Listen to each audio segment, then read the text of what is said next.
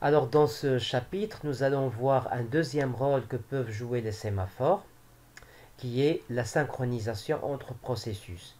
Dans le chapitre précédent, nous avons vu un premier rôle que jouent les sémaphores et qui est la gestion d'accès aux ressources critiques. Alors là, ici, on va voir donc la synchronisation avec les sémaphores et avec les deux opérations P et V. Pour comprendre cela, nous allons voir ici un exemple, comme vous le voyez ici. Alors, il s'agit de transporter un ensemble de voyageurs de la ville 1 jusqu'à la ville 5. Seulement, dans ce trajet, comme vous le voyez, vous avez un premier trajet euh, avec tous les voyageurs dans le train, puis vous avez ici deux voitures, un avion qui va prendre un groupe jusqu'à la ville 4, puis il y aura ici une attente pour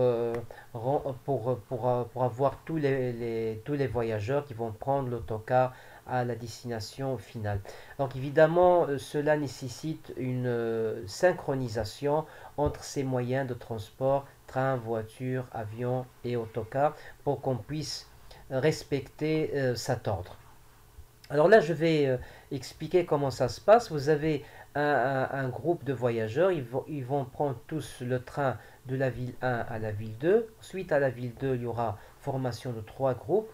Deux groupes vont prendre chacun une voiture et ils vont arriver à la ville 3.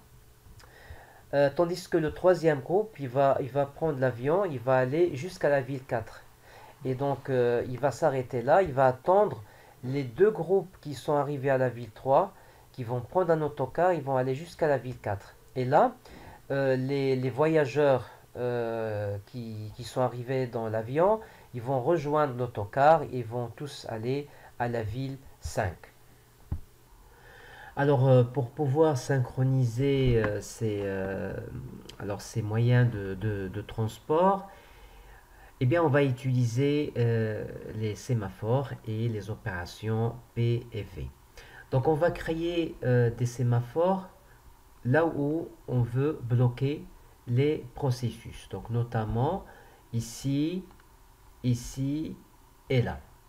Donc, il y aura sémaphore ville 2, sémaphore ville 3 et sémaphore ville 4 que on va initialiser tous à 0.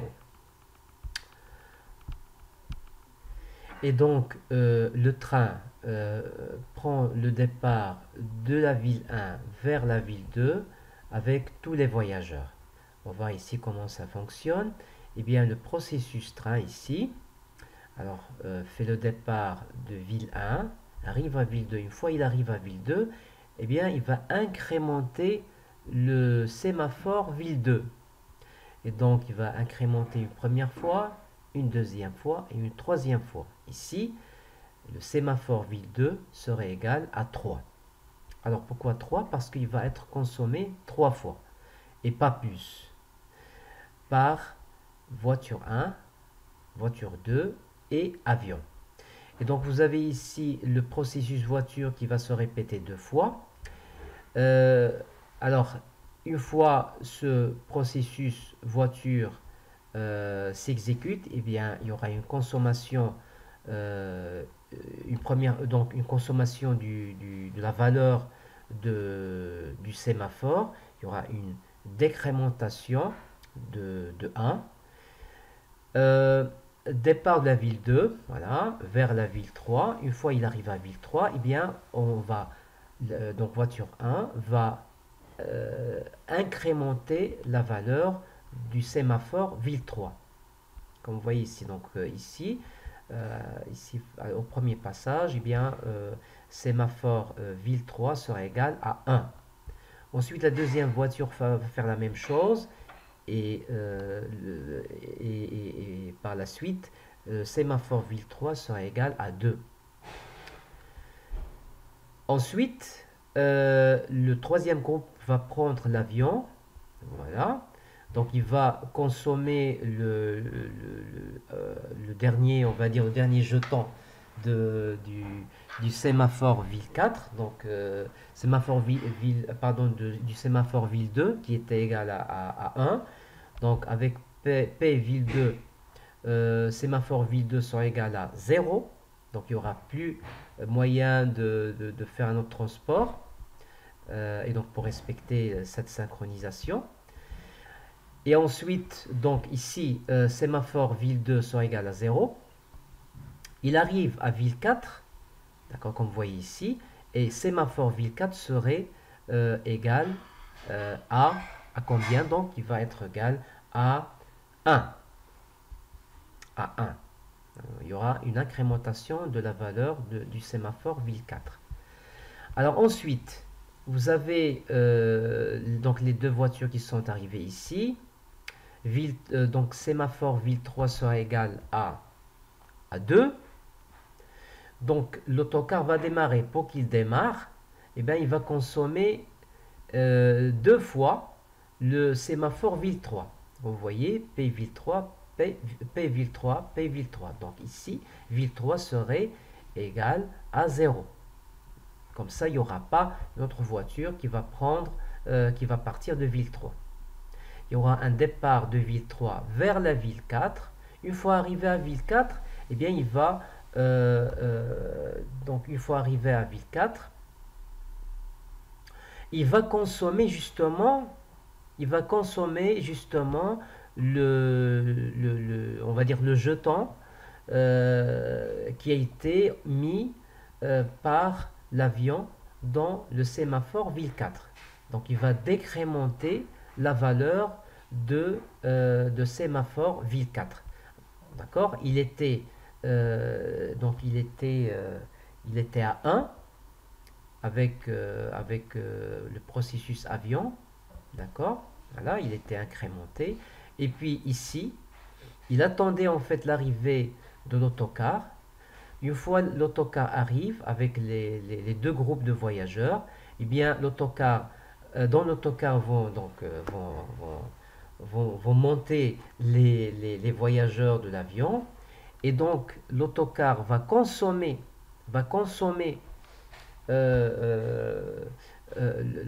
donc une valeur ou un jeton du sémaphore ville 4.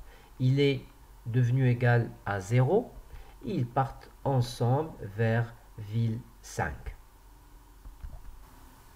Et voici le programme qui répond à la conception qu'on vient de voir. Vous avez 3 sémaphores, ville 2, ville 3, ville 4. L'affichage, train, voiture 1, voiture 2, avion et autocar. Et ici, c'est l'initialisation des 3 sémaphores, l'initialisation à 0. Ensuite, là, nous avons les différents processus.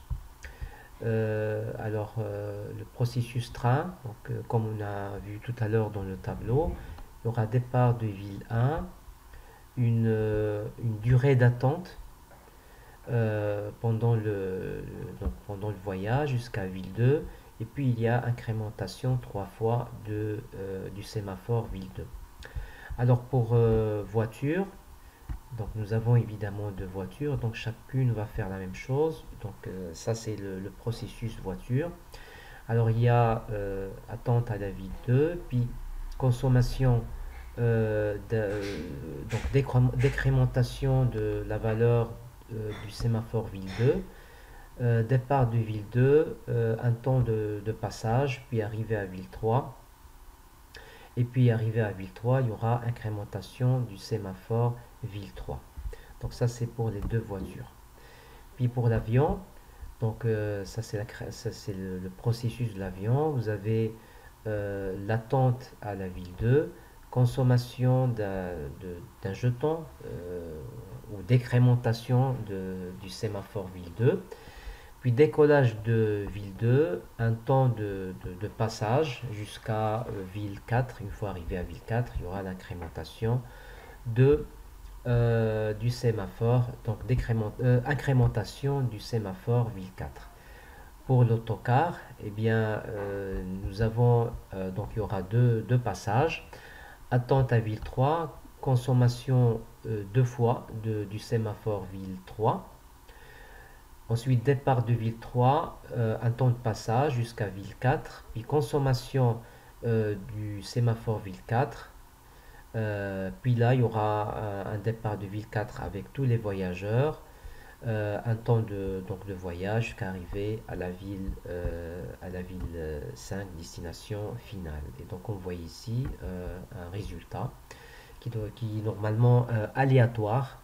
Donc vous, quand vous allez quand vous allez exécuter le programme, euh, donc vous n'aurez pas forcément ce même scénario, vous aurez certainement d'autres scénarios qui changent dépendamment donc de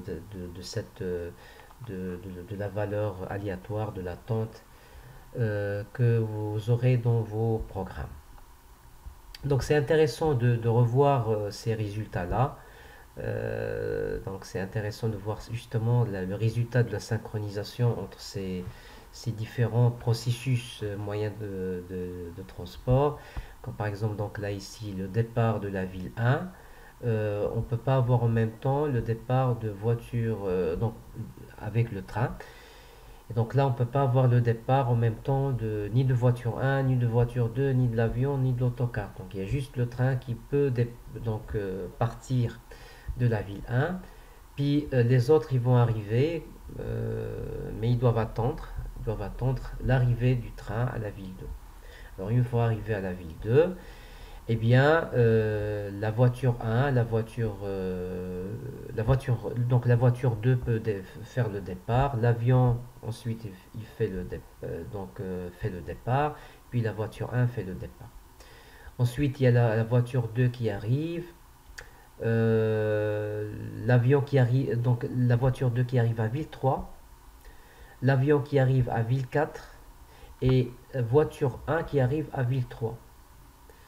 Donc, il y aura le départ avec l'autocar de la ville 3 à ville 4. Donc, dedans, donc, il y aura des voyageurs qui sont arrivés avec les deux voitures, voiture 1 et voiture 2. Et puis, départ de la ville 4. Et là, il y aura un départ avec l'autocar, avec tous les voyageurs euh, donc qui vont prendre ce moyen de transport, l'autocar, pour arriver à la destination finale, ville 5. Donc l'exemple de la synchronisation qu'on vient de voir, on peut le représenter par ce graphe d'ordonnancement. Vous avez ici les 5 processus qui représentent les différents passages avec les moyens de transport. Donc, par exemple, ici, le P1, c'est le train, et ainsi de suite. Alors processus 1, il arrive à ce point, à ce sémaphore S1. Donc, c'est à ce moment-là que P1 va donc incrémenter 3 fois la valeur de S1. Puis nous avons ici le processus P2, P3 et P4 qui vont donc s'exécuter. Donc chacun il va décrémenter une fois la valeur du sémaphore S1. Puis arrivé ici à S2, il y aura l'incrémentation deux fois par P2 et P3 du sémaphore S2. Ici P4, il faut arriver à cette position. Donc le processus va incrémenter la valeur de S3 une seule fois. Et donc ensuite le même processus P2 donc, va continuer donc, après avoir consommé une fois la valeur du sémaphore S3.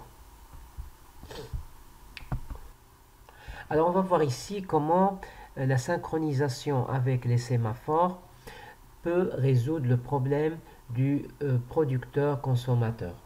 Alors là, il s'agit d'une zone de mémoire partagée dans laquelle le processus producteur va mettre une valeur qui sera consommée par le processus consommateur.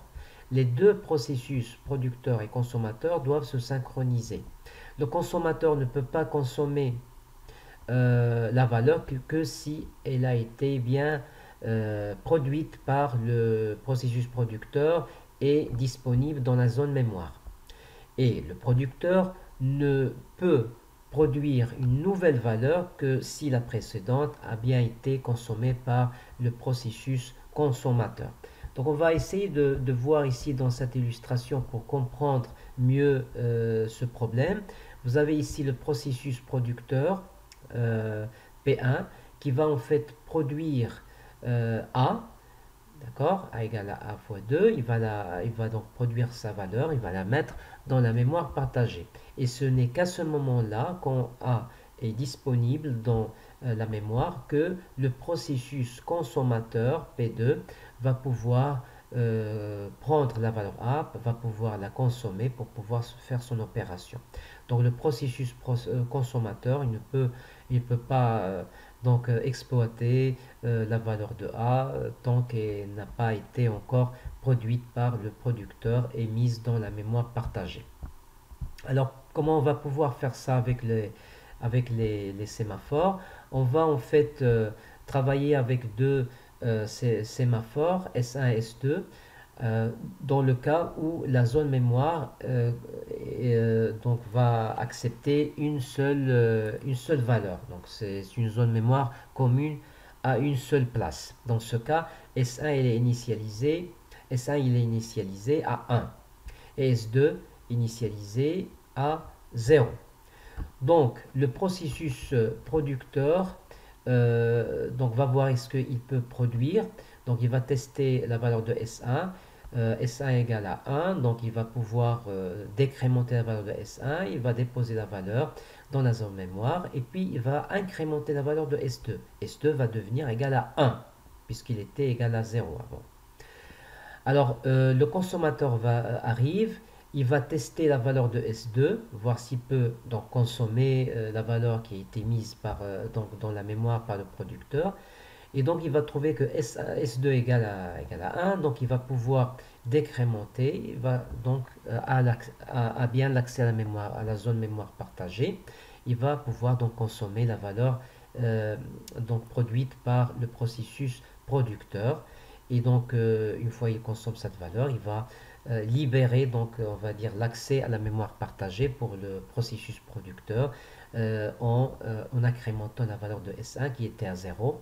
Et donc, il va devenir égal à 1. Donc, on se remet à cet état initial et ainsi de suite. On peut recommencer autant de fois qu'on veut cette opération. Alors, pour une zone mémoire commune à n places, donc là, ce qu'on vient de voir, c'est une zone mémoire commune à une seule place. Quand il s'agit de n places, alors il suffit de mettre ici n au lieu de 1. Comme ça, on peut mettre autant de valeurs. Donc, le processus producteur va pouvoir mettre autant de n valeurs dans la zone mémoire commune et ils seront donc consommés par le processus